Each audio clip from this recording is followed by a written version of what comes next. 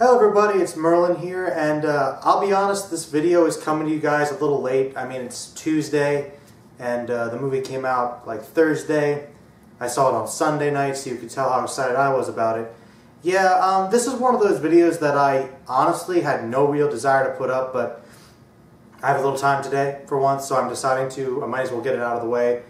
Pretty much just out of obligation, because I review movies, and of course the superhero movies and stuff take high priority. So I might as well talk about this, albeit briefly. This is a review of the Fantastic Four film that came out recently, the 2015 one. Oh boy. Pretty much everything that you guys may have heard about it is true. I mean, the movie's not very good. But to be fair, I went into it with like zero expectations, because I believe the movie had 9% on Rotten Tomatoes, and even though I try not to know too much about movies, I might check out like a general rating, maybe like the beginning of a review, just to get like an idea, just because, you know, I'm interested and I have some time on my hands. You know, when I can do that, I will.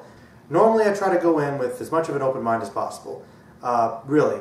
Now, to give you guys a little background though, I will be honest, I am not a big fan of the Fantastic Four.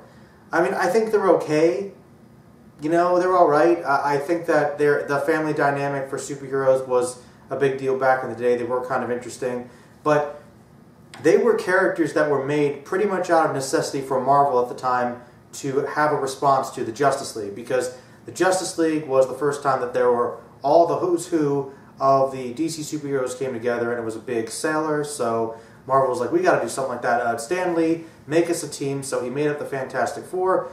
Now, it's kind of a double-edged sword, because even though Fantastic Four, in a way you could say, is sort of the heart of Marvel, they're the first major superheroes, the original ones that Stan Lee created, even he hasn't really expressed much love of them.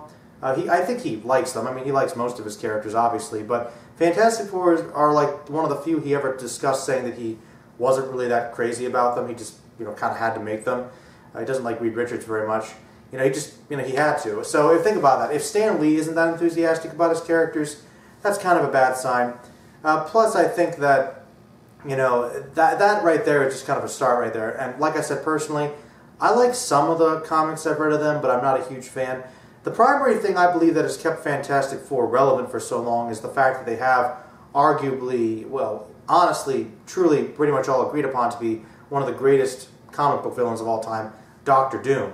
I'm utterly convinced, I think most people are, that if it wasn't for Doctor Doom, the Fantastic Four really wouldn't have contributed that much. I mean, there's Galactus and Silver Surfer, which are pretty cool, sure, but Doctor Doom is, like, legendary. So I think by that alone, combined with their family dynamic, it does make something interesting. Even so, never been a big fan of the Fantastic Four. The previous films that came out in 2005 and 2007, up until this point, were regarded with pretty much discussed. They were some of the most hated comic book movies, just very poor quality for Marvel-related properties. But I never really hated them as much as some people. I hated what they did to Doctor Doom, and I thought that some of the acting was questionable. Jessica Alba, I don't know if she was the best choice to represent Sue Storm, and, you know, it was cheesy. But the thing about those movies is they had a sense of fun, and they did get the banter between the Fantastic Four right. And as you might find out, they might have done some other things considerably well as well. But getting into this one, really, it had one thing. I'll start with the positives. I will start with the positives because there are so few. But like I said, I went into this with a very, very low expectation. So for actually a decent time of the movie, I would say maybe the first half hour, 45 minutes, I was actually okay with it. I was like, you know, this is a little darker and bleaker and very Nolanized, like a lot of movies are these days, let alone superhero ones, but, you know, it was okay. The best thing that I can say is that really, the cast is really great here. We've got, you know, Miles Teller, who you guys might know from Spectacular Now or Whiplash. You know, he's kind of one of the young up-and-comers, and he's just, you know, he's a very good actor. He's a good young actor. You might even know him from Divergent if you guys watch those. Don't know why. Never mind. But yeah, he's a good Reed Richards. Kate Mara's, you know, of course, from House of Cards and other things, was pretty good as Sue Storm. And you got Michael B. Jordan from Fruitvale Station, among other things. You know, another good young actor. He was good as Johnny Storm. And I forget the actor that played Ben Grimm, but he was pretty good as well. And, you know, the cast was very good for this movie. I think that some of the banter was pretty decent. They actually had some good lines. The story was following the Ultimate, was somewhat interesting, you know, teleportation, trying to discover another dimension. You know, there was some humor, but it was a little bleaker. It was okay, but it wasn't like anything spectacular. It was pretty by the numbers, but it wasn't really bad. Then Dr. Doom, or the man that will become Dr. Von Doom, just Victor Doom, shows up, and that was like the first indicator of where things were going wrong, because he's like this self-pitying hacker guy that hates the government, and it's just like, well, first of all, that's completely wrong. The only thing really true about him was that he kind of had an interest in Sue, and he disliked Reed Richards.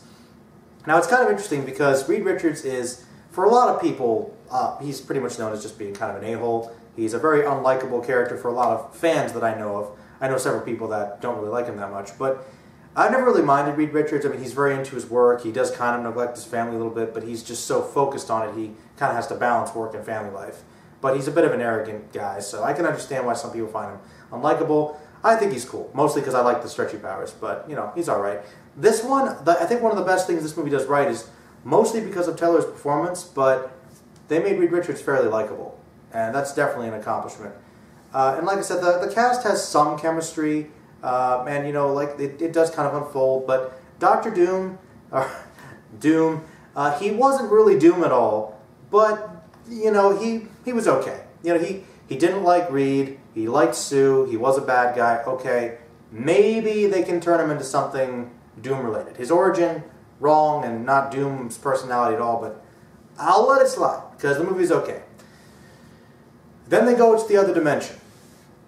And that's pretty much where things start to really go downhill, because you'll get some Prometheus flashbacks where you've got these awesome scientists. I will admit they're mostly teenagers, but these young scientists, they go to this other planet, they see this weird green lava stuff, and they decide, and Doom, evil genius, right, just decides to stick his hand in there.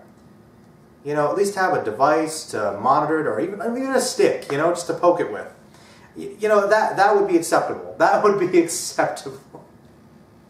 But no, of course, you know, by touching it, it reacts badly and causes, you know, explosions. And, you know, as they get sent back, they get fused with stuff. Like Ben gets fused with rocks, and Johnny gets set on fire, and Reed becomes stretchy. And Doom, his bodysuit, his spacesuit is starting to melt all over his body, and he kind of falls into the lava, and they assume he's dead. They get teleported back. And of course, the government decides, hey, let's, you know, figure out what's going on with them, and we can maybe use them as weapons. And as this is beginning to happen, Reed escapes and basically leaves the others behind. And there's a 1-year time skip, randomly. And in this time, they've become basically military products, sending them out on missions, basically government-funded superheroes. And, you know, Ben, of course, is the #1 killing machine. He's very upset about what happened to him, mostly because Reed left him behind. Though we do find, spoilers, that Reed was actually looking for a way to cure his friends in this time. He felt really guilty about what happened. So, good on them. Once again, Reed was done okay. And, you know, it's actually kind of modeling after the Incredible Hulk, because he's hiding out in Panama doing experiments, so that was kind of funny.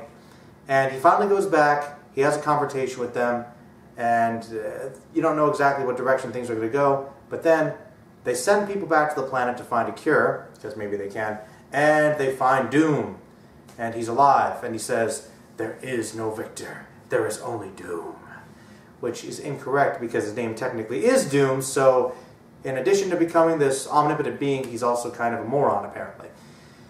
Anyway, Doom is pretty much what kills this movie. And it's not just his portrayal. It goes far. It's pretty much just the whole plot after this point, because there's some serious narrative issues where there's a lot of missed opportunity. So where to begin here? Okay, well, first of all, Doom, his spacesuit fused with the liquid lava stuff, and in the same manner that gave the Fantastic Four their powers, it gave him some powers, but instead of giving him like the armored suit, which I'm kind of okay with, and somehow he made a cape, he constructed a cape, which we were like, how is he able to do that? But I have a theory, because it's pretty obvious, based upon what happens next. His motivation, for some reason, is like, you're coming to my world to threaten it now, because Earth, because of pollution and whatnot, mankind's destroying itself. I'm not going to let you come here and taint my world because I love it here so much. He's okay. At the beginning of the movie, he starts off kind of disgruntled with the government and a little bit arrogant, but not really that bad of a guy. And I mean, he didn't have this hatred. Much like the other characters' development, this comes out of nowhere. There's no hint of this. What? Like, how do we go from like mildly annoying guy who's got a chip on his shoulder, but genuinely wants to, you know, advance science to, I will destroy everything. Like, Dr. Doom wants to conquer Earth, generally. And even so, if he wants to destroy it, there's no reasoning for this. It's literally a huge jump. What happened in a year? We don't know. We'll never know. In any case, though, Doom in the comics is pretty standard. He's one of those guys who, he's really smart, he rules a country, he makes giant robots and whatnot. He's the sorcerer of magic, he knows everything about technology. He chucks plasma, okay? He shoots plasma from his hands. In addition to everything else his suit can do. It's all based on his suit, generally. However, for some reason, the same weird stuff that gave the Fantastic Four their random abilities turned Dr. Doom into God. Not a god, basically God. Okay? Basically. Because somehow this turns him into Tetsuo from Akira, okay? Literally. He has the ability to telepathically make people's heads explode. He can overheat people and make their whole bodies explode. He can somehow contort and control all the ground around him, I guess because he's connected to the lava. And he can make giant interplanetary portals with his mind. But if he gets punched in the face, you can take him down. You see where the writing's a little off here? What? So, Doom, they somehow managed to make one of the most overpowered villains in comics far more overpowered than he ever was. I don't know how you can do that. Plus, they got his motivations totally wrong. They got his costume. They got his powers completely wrong. They got everything about the character totally wrong. This isn't Doom. This isn't Doom at all. If they had called him something else, sure, whatever. He could have been Mole Man, right? I mean, he had the power to like control ground. He could come up from Subterranea. It would have made more sense. That's what Troll said. You know, Troll saw it with me with a couple of the guys. He was like, yeah, it would make more sense if it was Mole Man.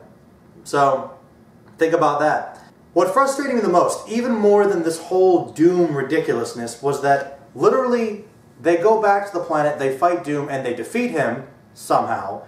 But that seems like it should be where the second act ends, where Doom defeats them. They have to go away, learn how to be friends, learn how to train together, work together, come back to the fully formed Fantastic Four, then take down Doom. But no, the movie's basically over.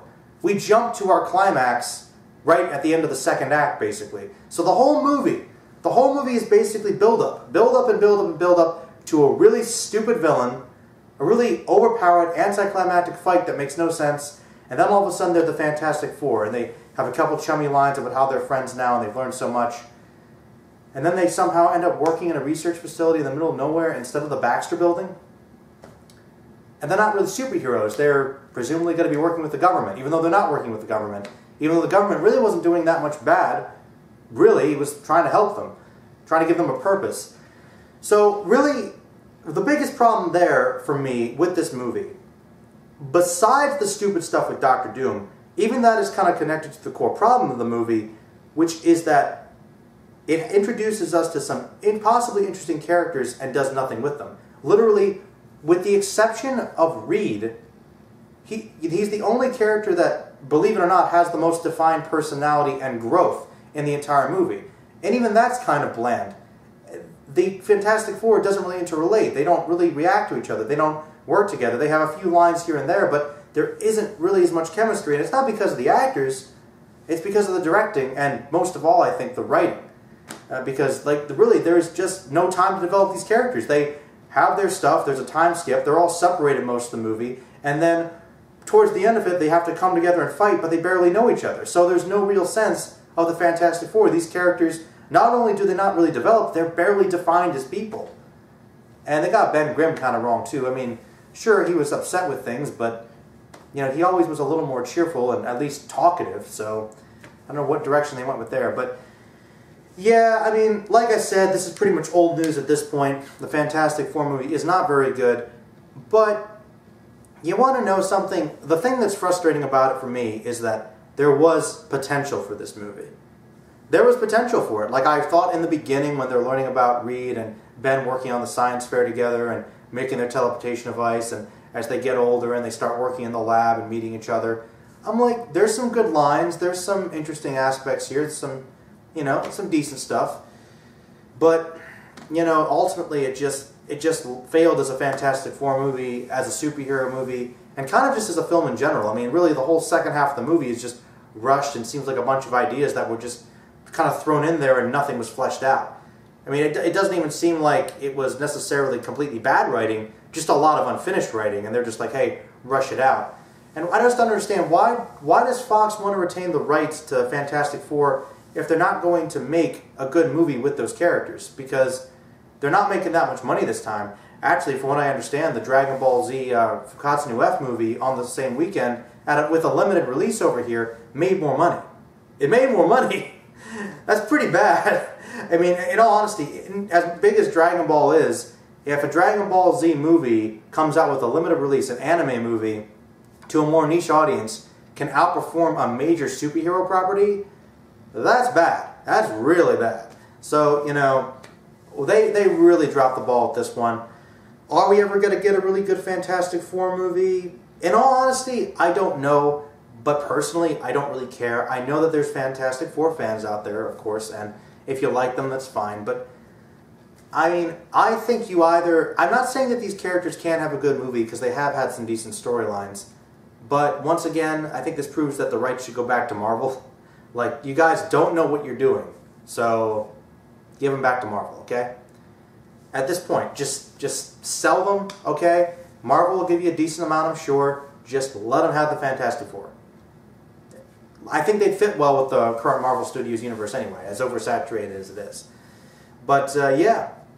So, I'm going to put this video up here, and I should be working on a Kenshin analysis video very soon, and I might have some other discussions up for you guys. So, check out the website at merlinmighty.com. Please comment, subscribe, share this video, and subscribe to this channel. And, of course, you can check out my anime collab group, The Phantom Group. We discuss anime, comics, and everything else. And there's Film Fanatics Podcast, where we review movies on a weekly basis.